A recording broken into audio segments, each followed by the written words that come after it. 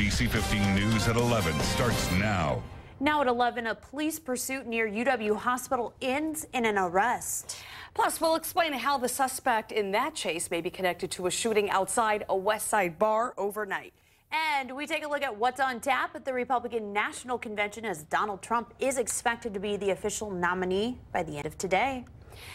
But first, new at 11, there were some tense moments near the hospital this morning as police made an arrest close by. Police say the pursuit started on Whitney Way just before 9 this morning and ended near UW Hospital on Highland Avenue. Officials say the suspect was driving at speeds of up to 75 miles an hour. Officials say the man they took into custody during that chase is a person of interest in a shooting that took place outside a Madison Sports Bar last night.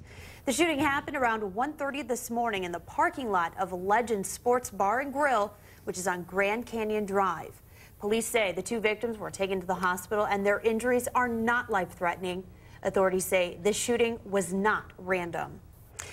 A K-9 and officer sustained minor injuries during an arrest of a Janesville man. The officer spotted 25-year-old Trevor Michaels on Rockport Park Drive last night. Michaels was arrested on several drug-related charges. We understand during the arrest, he hit the dog in the head. We have warm conditions out there, some sunshine as well, and plenty of sunshine is in the forecast as we move through the afternoon hours. A few scattered clouds around from time to time. Current temperature is 81 degrees. We'll be around 83 at noon, 86 at 4 p.m., then back to 80 at 8 p.m.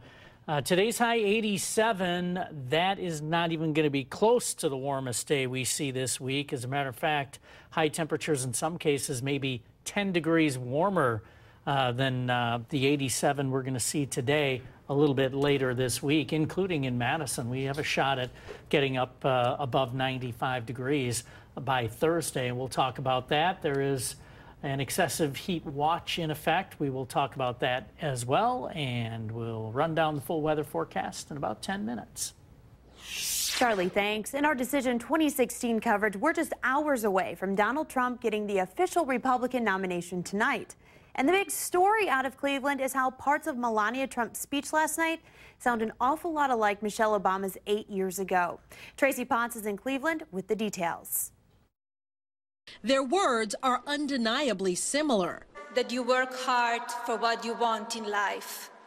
That your word is your bond. You work hard for what you want in life.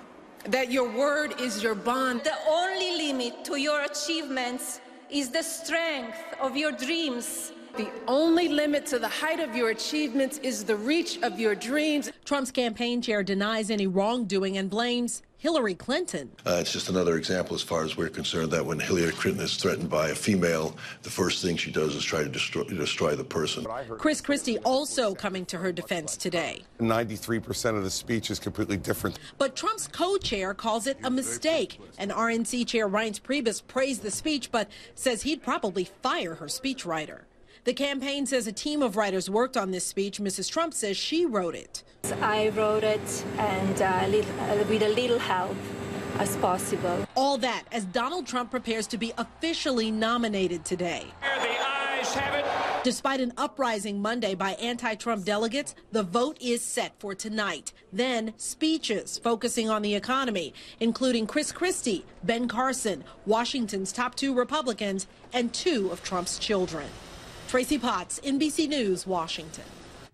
Wisconsin Senator Ron Johnson is set to deliver a primetime speech at the convention tonight amid a heated race for his seat. Johnson will focus his comments on the growing risk of international terrorism. Meantime, Hillary Clinton is holding on to a 5-point lead against Donald Trump. The latest CNN national poll shows her with 42% compared with Trump's 37%. The poll also shows they are both consolidating support in their individual parties. And almost 80% of respondents said Trump's choice of Mike Pence as his running mate will not affect their vote. Around the nation now, a vigil was held last night in Baton Rouge, Louisiana, as hundreds gathered to remember the 3 police officers killed Sunday in an ambush. These new photos were released by investigators of the shooter, who was dressed in black and armed. A caller told 911 about his unusual behavior walking in the middle of the street. When officers responded, he ambushed them with gunfire.